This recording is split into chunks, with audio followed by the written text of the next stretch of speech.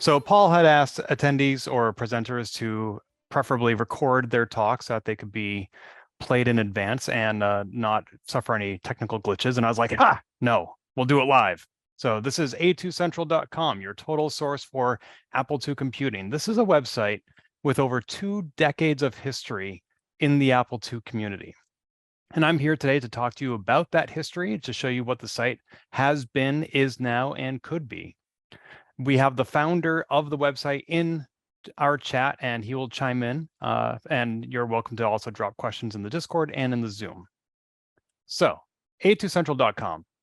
Let's take a look at the context in which this site was created. So, in the last millennium, we had a lot of online services that the Apple II community congregated in. The one that I used first was CompuServe. It was owned by H&R Block, and they had their own proprietary interface called HMI, Host Micro Interface, by which various platforms like Mac and Windows could create GUI interfaces to CompuServe. They also supported text-based interfaces. And as the millennium started to wind down, CompuServe said, you know what, we're going to focus solely on HMI so that we have just one interface to support one system. And they decided in July 1999 that they were going to shut down the text interfaces. I was there that night when they booted the last text users from chat. The other place that Apple II users were congregating was Genie, which was originally owned by General Electric and then sold to a company called Uvel. And that's what you see in the screenshot here. It was a huge place for Apple II users. There were multiple roundtables or forums for Apple II users. There was the users group. There was the programmers group. It was a fantastic place. Unfortunately, Genie was not Y2K compliant, and the owners decided it wasn't worth making it Y2K compliant. So Genie shut down on December 31st, 1999. So we then all moved to Delphi, which was another premium commercial online service. But Delphi saw the writing on the wall that this newfangled World Wide Web that was only 7 or 8 years old was going to be the wave of the future. And so they started adding a web interface on top of their text interfaces. And eventually they decided to just focus on the web interface. So Delphi shut down their text interfaces, or rather they just stopped supporting them on November 1st, 2000. And these text interfaces were really important for Apple II users. We couldn't get in using these HMIs, or we didn't really have much in the way of web browsers back then either. So all this frustration of being shuffled from one home to another led us to create our own. So Eric Sheppard, a prolific Apple II software developer, one day decided to just create A2Central.com. And this is what it looked like shortly after it launched. This is in the year 2000, all hand-coded HTML. Now, the name A2 Central, you might think, refers to the organization Resource Central, which had a newsletter called A2 Central, which previously was called Open Apple. But that's actually not where the name came from. Sheppy was one day going to the website MacCentral.com and said, hey, you know what? We need an A2 Central site.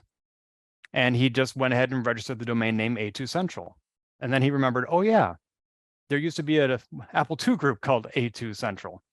And he just said, well, I hope whoever finds this website thinks that we're doing honor to the name. And so he kept that name. So this is what the site looked like in the year 2000. And it wasn't just a blog of news, reverse cron, as you see here. It also offered a lot of other content.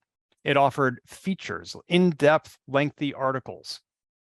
They had reviews of games like Ultima 1, GS ROM Grabber, Dungeon Master, Timeout Shrinkit Plus. A lot of people were contributing these reviews. They had feature stories. Sorry, I think I'm going a little bit. Here are the feature stories. So like how to use Orca Pascal with Kelvin Sherlock, the creator of Golden Gate, which has been mentioned today in the Orca presentation. Mark Percival, the creator of Disk Maker 8, did a comparison of the SuperDrive versus the Blue Disk. Ryan Suinaga and I contributed content as well.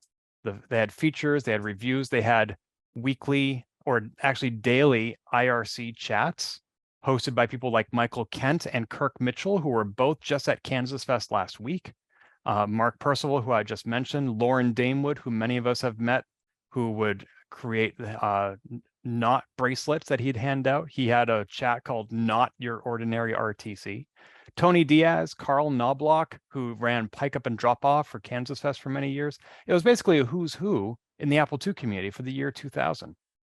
And beyond just that, they also had a file library, classified ads where you could sell Apple II stuff. Remember, this was before Facebook. They had the Lost Classics, where you could find previously commercial Apple II software that had been legally reclassified as freeware by the original developers or copyright owners.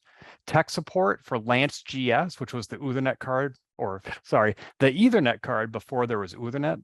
They offered your own email address at a2people.com. This was 4 years before Gmail came out. So having your own email address at a domain like that was pretty cool. Archives for publications like Apple II News and Notes and Genie Lamp. And of course, merch. We all remember Cafe Press.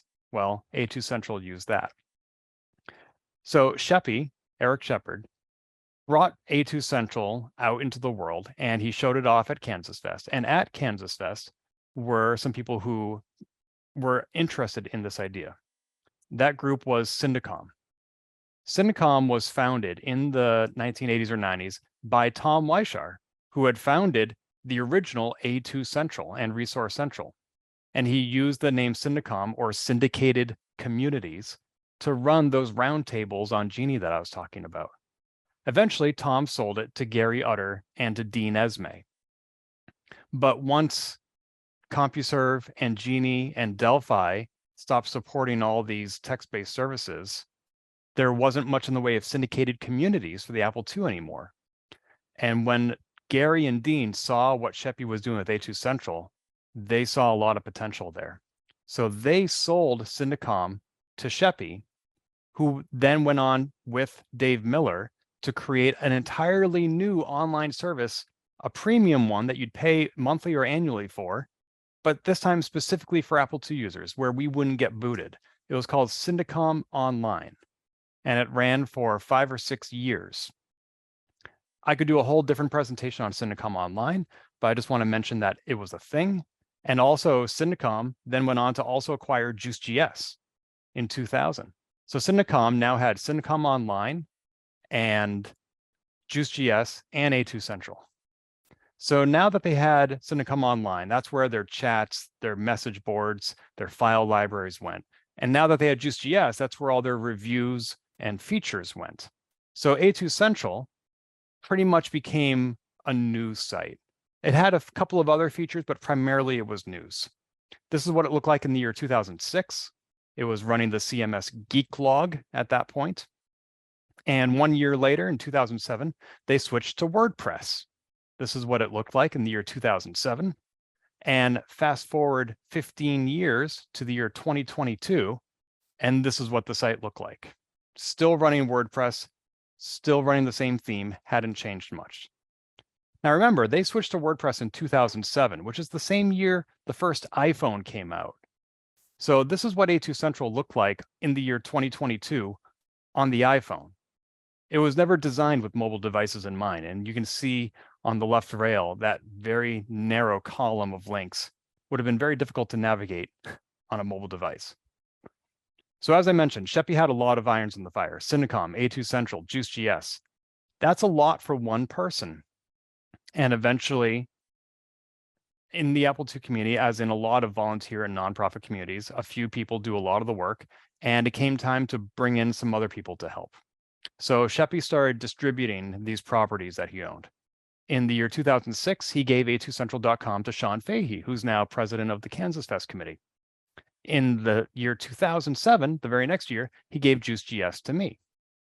And in 2011, he gave Syndicom itself to Tony Diaz. Syndicom at that point was mostly a store that sold hardware and software.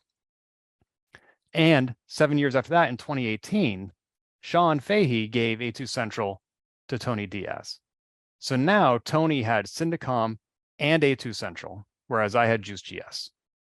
And as we know, Tony had a lot of strengths. He was incredibly knowledgeable about the Apple II. He had this exhaustive knowledge about every product Apple had ever made and an ability to repair them as well. But he also took on a lot of responsibilities, and some things slipped through the cracks, and A2 Central started to falter a little bit.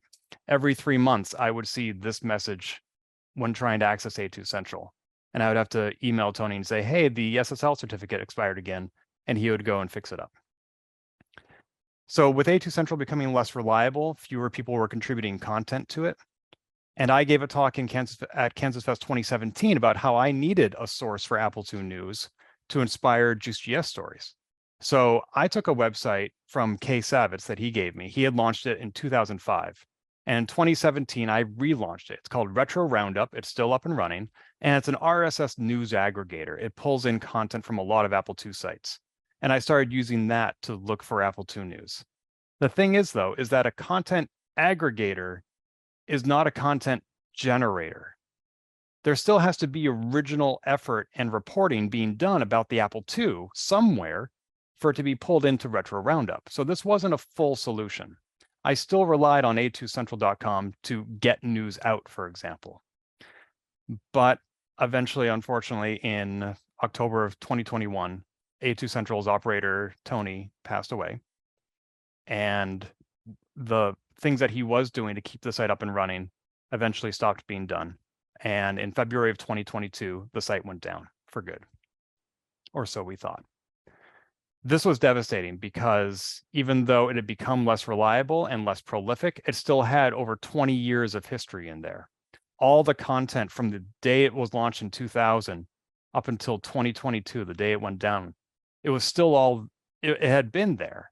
Like from the hand-coded HTML to Geeklog to WordPress, it had all been preserved and had all still been online for 22 years until it went offline last year. And it stayed offline for over a year. But fortunately, that wasn't the end of the story. As I discussed yesterday, I'm a digital nomad. I'm constantly crisscrossing the United States. And last year, actually no, 6 months ago in January, my travels took me only a half an hour from the home of Eric Shepherd. I hadn't seen him since KansasFest 2018, 5 years earlier, and a lot had changed in both of our lives in that time. And I wanted to check in on my old friend. So I said, hey, can I stop by for lunch? And he said, that'd be delightful. So I got to hang out with Sheppy for a day. And while we were chilling in his living room, his phone beeped. And he said, oh, that's my reminder to give you a2central.com. I was like, what? So apparently, when Sheppy had given A2 Central to Sean, and then Sean gave it to Tony, throughout that whole time, there had been a background process that Sheppy had installed that never went away, that backed up the site every day and sent it to his Dropbox. And that process had been running up until the day the site went offline. And Sheppy just gave me a thumb drive and said, here is the entirety of a2central.com, along with the domain transfer authorization code. So this was everything. This was the entirety of a2central.com. I walked out of his house with 20 years of history there. And I checked, it had been running the latest version of WordPress. It had been kept up to date. So I thought, this is going to be great. I will be able to get this up and running really fast. So I created a Trello board. This is an online project management tool to keep track of all the things I wanted to do to get A2 Central up and running. But I thought, let's start simple and just see how good this database is. So I transferred a2central.com to myself. I uploaded the database, ran the site, and this is what I got. Lots of errors. And so I took a closer look. Turned out that when Sean Fahey had given a2central.com to Tony Diaz, Tony had made some changes. Tony had a lot of other WordPress sites, which he actually blamed me for because I gave a WordPress presentation at KansasFest 2008. And Tony was like, oh, I got to use that. And he went all in. So he actually had a lot of WordPress sites. And he decided to consolidate them using what's called a WordPress multi-site. This is where one instance of the WordPress software and one WordPress database actually has multiple websites in it. And this is what Tony had done with A2 Central. He had moved A2 Central into a multi-site. A2 Central is now the third of 6 sites that he had. but I wasn't focusing on those other 5 right now. I just wanted A2 Central. So I made a copy of the database. I dropped those other 5 sites from it. I moved A2 Central from position 3 to position 1. And I tried running the site again. And now it looked like this, which was an improvement because now I'm starting to actually see the content of the site. There's no styling, there's no design though. And that's because it was a little bit old, as I'll get into. But at the bottom of this page, it might be too small, so I'll read it to you. It says, this site is best viewed at 1024 by 768 with a modern browser like Safari, Firefox, or Internet Explorer 7 or newer. Sorry, but Internet Explorer 6 is just awful. So for context, Internet Explorer 6, which it says is just awful, came out in 2006. I'm sorry, IE7 came out in 2006 and stopped being supported in 2009. So this message, this disclaimer, was giving you website viewing advice that was 14 years old, basically. And that might be a hint as to why this wasn't working. So I went under the hood, took a little bit of a closer look. Let me give you some context about how A2 Central and WordPress work. So as I mentioned, A2 Central was switched to the WordPress content management system in the year 2007. And for its aesthetic, its design, it used a theme or template called Tiga. Tiga was last updated to be compatible with WordPress version 2.3 in September 2007. That was the last time Tiga was updated, was the very same year that A2 Central started using WordPress. The theme had not been updated in the 15 years after that. WordPress is written in the programming language PHP. And as you saw in the Orca presentation today, programming languages, just like any other software, have versions. So in 2007, PHP was at version 5.2.4. Today, PHP is at version 8.1.2 or 20. And WordPress version 6.3, which comes out in 2 weeks, requires PHP 7.0 or higher. So I mentioned it was running the latest version of WordPress, and that was true. But the site had been running in an environment that was using PHP 5.6, which is really old and no longer supported. And so when I tried running the Tiga theme, it crashed. Latest version of WordPress, really old PHP, really old theme. So I was like, okay, I'm going to need to redesign the theme or come up with a new theme. Turned out that there have been some other issues with A2 Central in the course of its lifetime. Here's a blog post that Sean wrote in 2008 where he was very transparent about an issue he had had running the site. Both Sheppy before him and Sean had run A2 Central on their own server in their own home, which is a fantastic way to have complete control over the environment and to not have to pay significant hosting fees. But it also puts a lot more responsibility on you because there are so many moving parts that all interact with each other and need to be updated. And sometimes if something doesn't get updated, that's a way a hacker can get in. So between running a 15-year-old version of the theme, between running it on their own servers where things could go wrong, when I brought the site back up, I did a security scan and it found 140 compromised files, arbitrary PHP code, injection models. It was not clean. So I decided, okay, I have to get rid of the theme and all the plugins and basically start from scratch with just the content. The content is good. I just need a new theme and a new plugins. Well, it turned out that those compromises in security had led to the content being compromised too. Here's a post on A2 Central in the database that I was given.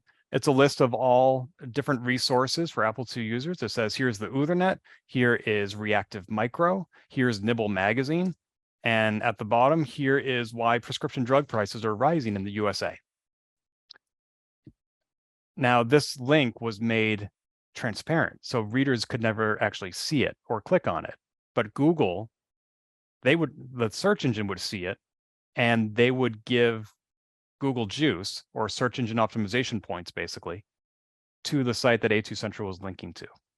So I went through the whole site, and I found all the different ways that prescription drugs have been hidden on a2central.com, and I removed them. This was not my first rodeo, fortunately. Here's an article I wrote for computerworld.com 11 years ago about how my own WordPress sites have been hacked. And that's not because WordPress is inherently insecure. It's because I was a kid and I didn't know what I was doing and my site sucked. So I've made these mistakes or worse, and I know how to clean them up. So like, okay, I got rid of all the spammy content. Great. Moving on. Let me show you something about how WordPress works. So this is the site before it went down, and you can see that's just like the entirety of the latest post, and then the entirety of the post after that, and the entirety of the next post. Pretty traditional blog format. This is basically a programming loop that WordPress goes through when you visit the homepage of most WordPress sites. And there are two different ways that loop can go. One is it looks to see if there's a post, and if there is, it shows you the entire content of that post, print content. And then it goes to the next post and shows the content of that loop. Or another way that you can configure your site to go is it checks to see if there's a post, and if there is, it then checks to see if a manual excerpt was written for that post. And if it was, it prints that. And if there was no manual excerpt written by the author, then it just prints the first 50 characters or 50 words. So that way you have to click like read more to see the whole post. So this site, clearly this is showing the entire content. So it's showing the content, not the excerpt. Well, that's what I thought. It turns out that the Tiga theme was actually configured to show the excerpt, but we wanted it to show the entire post. So rather than just reconfigure Tiga to show the post, what we had done was we were actually taking the entire post and copying it into the excerpt field, which was suboptimal. This was the data that I inherited. So I wanted to get rid of those excerpts because that's duplicate content. I asked ChatGPT how to do it, and it came back with an SQL query that I just had to modify a little bit from what you see here, and it worked great. And I actually asked ChatGPT, should I be doing this? Should I be wiping out these excerpts? And ChatGPT said, yes, the excerpt field is not intended to have the entire content. You should get rid of that. I was like, thanks, ChatGPT. So I had to come up with a new theme. There are thousands out there, many of them free, many of them premium. And I chose the one called Newspack. The reasons for that is it's being actively developed and supported. A new version of the Newspack theme comes out every 2 weeks. They are responsive to bug reports and constantly adding new features. It's less a blog and more of a news site, which is what I wanted to go for this new incarnation of A2 Central. The Newspack theme is one that I'm personally familiar with. I didn't have to learn it when I installed it because I've used it on many other sites before. And the reason I've used it on many other sites before is because my day job is at Newspack. It's a division of Automatic.com, the developers of WordPress.com, and this is the team that I'm on. So even though I don't develop Newspack myself, I'm using it for my clients, and my teammates are the developers of Newspack. So I have a direct line to the developers to submit feature requests and bug reports. So that is the history of A2 Central and how it got to be what it is today. This is what it looks like now. I would like to give you a brief tour of the site. So I'm going to stop my slides and open up a browser. Here we go. So this is A2 Central, and it has it's still the newest post at the top and reverse cron. So the two newest posts are what is the Apple2GS launcher that Alex Lee demoed yesterday, a podcast that came out last week, and then other stuff about I don't know how to pronounce it anymore. You all got me confused. Karateka documentary coming from Digital Eclipse, Lane Nooney's book, more posts, the opportunity to sign up for an email subscription, which I don't think the old site ever had. It just cuts right through all the social media algorithms and sends content to you via email. And more news, links to our sponsors, Juiced.GS and Retro Roundup, just like the original A2 Central had a link to sheppyware.net. Yeah, and there's also some additional new content I've created, as well as all the historical news. That's actually some of the feedback I got when the site first launched. People would come to the site and say, oh, it's a shame it doesn't have any of the old information on it. And it does. It has the complete archives. And I actually made that more visible after getting that feedback. So you just go to About and you click Archives. And here is the yearly archives going all the way back to the year 2000. Here's the monthly archives. And let me show you some interesting pieces of news that I found recently from April 2002.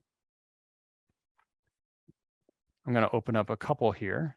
One is Roger Wagner wins Apple One auction for $14,000. What a slice of history that is, because ever since Steve Jobs passed away, Apple Ones sell for $500,000 or more. But here we are in the year 2002, even adjusted for inflation, $14,000 is a steal. And we have that historical record on A2Central.com because it was up and reporting this news 21 years ago.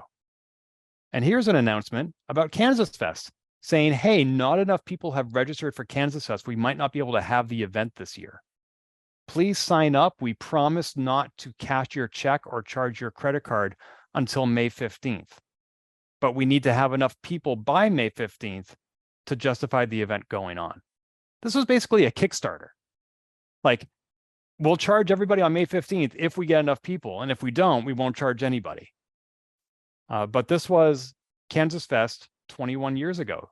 Attendance was declining to the point where they had to put out an announcement like this and say, hey, if you want this event to happen, stop dallying and give us your registration. Some other stuff that's been added to the site is under resources. After last year's KansasFest, there was a community effort on the email list to put together an index of all Apple II software and hardware developers and the like. So since that information was freely shared on the email list, I used it to create these pages. This is a list of hardware developers in alphabetical order and a brief summary of what it is they sell. So if you're looking to juice up your Apple II, this is a good place to start. If you're looking for ways to spend money in the Apple II community. We have podcasts. If you want to listen to retro computing podcasts, here's an index of those based on some great work by Sean McNamara for Juiced.GS. And also communities. Where can you engage with other Apple II users? This is based on an article I wrote after Twitter got purchased last year for Juiced.GS. So IRC, Facebook, KansasFest, Slack, Usenet, WozFest. These are not intended to be comprehensive. I would love to continue to grow them. But this is what A2 Central looks like now.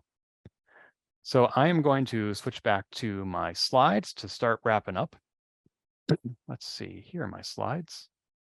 Great, you all can see that. And if you didn't, I'm sure somebody would turn on their mic and yell at me. So let's talk about the future of A2 Central. Now that after a 1-year hiatus, it is back online. Where is A2 Central going now? Well, I want to add more to those directories I just mentioned. Again, being comprehensive isn't possible, but and that's why I've been hesitant to add software developers. Like, how do I list all the software that you can get for the Apple II and where to get it? Like every GitHub repo, every Internet Archive directory, it'd be too much. So I think I'm going to start by saying here are the commercial software developers. And that's not a value judgment. It's not saying that they are better. It's just a way to make the project scalable so that I can actually produce something. YouTube channels where you can see Apple II content. Hardware resellers like Tammy Hansen out of Denver, Apple Rescue of Denver, and other people on eBay who sell hardware that is not original, but is still nonetheless valuable. Books, and again, I don't mean the thousands of books that have been written about the Apple II, but the ones that you can get nowadays, like Steve Wyrick's Sophistication and Simplicity and Lane Nooney's The Apple II Age. So these are some directories I want to create, because one of the things that Sheppy wanted for the original A2 Central was for it to be a place for new Apple II users to get started. And I think these directories is a good way to do that. I want to add more news. You may have seen that there hasn't been a lot of news being posted during KansasFest. That's because I am just one person and I'm attending KansasFest and speaking at it. And it's a lot to also be covering it for our website. And also sometimes there is news that I'm not sure if it should go on A2 Central or in Juiced.GS or both. So sometimes I will hold a few things back for the magazine and there ends up not being room for it in the magazine. So at the end of every 3 months after Juiced.GS ships, you might see a lot of updates because that's the stuff that didn't make it into the magazine. I would love to have more contributors. I would really love for this to be a community effort WordPress is great about multi-users contributing to one site because, as I mentioned, this is a lot of one person. And I would like to ensure that the overwhelm that has happened to previous owners of the site, which is pretty much all of them. I mean, eventually we all do a lot in the Apple II community, and we all need a little bit of help sometimes to keep these things going. But it is important that a site like this exists, because you may be familiar with the wonderful website Vintage is the New Old. Well, they just announced that they're becoming read-only at the end of this month. So that's one less place to get your Apple II news. And social media, it's really hard to find news on social media because there's just so much noise. And so I think a site like A2 Central, or previously Vintage is the New Old, is a great place to aggregate that and just give you what's important and have that central repository. And also more redundancy. The site went offline for a year because nobody had access to it. Nobody had the opportunity to recover it before it went offline. So I have made sure that there is a single person in the Apple II community, besides me, who has full administrative access to the site. He can install themes, plugins, add users, whatever. He has access to full daily site backups. The site is being backed up every single day, and both I and this other person can download those backups anytime. And beyond just A2 Central, this person has emergency access to all my accounts and passwords. The program Bitwarden enables that, and this person is my Bitwarden emergency access person. So if he needs any of my domain authorization codes and I am incapacitated or unavailable to provide them, then they can nonetheless be provided. So that backup exists. So that is the history of A2 Central, how it went away, how it came back, and what I'm hoping to do with it in the future. I would love to take this opportunity to answer any questions if we have time. I'm really glad to have seen this presentation. Hi, everybody. Sheppy here. Just quickly saying that Ken was right about most of that. So I corrected him on a few things in the Discord channel, nothing major. You know, I appreciated when he suggested I was a dumb kid, but otherwise, you know. No, I said I'm kidding. I'm kidding. Take it easy. I said I was a dumb kid. Yes, I know. Okay. Allegory. Never mind. Don't worry about it.